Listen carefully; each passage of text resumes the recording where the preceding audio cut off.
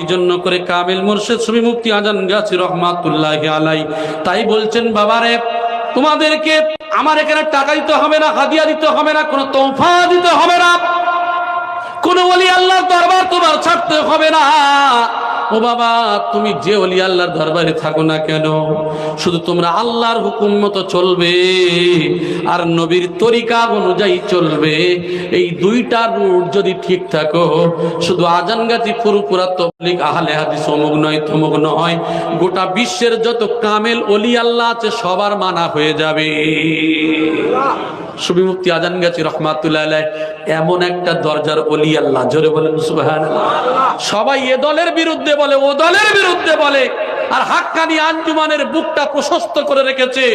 বিশ্বে যত মানব জাতি আছে কোন দল জামাত ছাড়তে হবে না, আল্লাহর হুকুম আর নবীর তরিকা অনুযায়ী চললে গোটা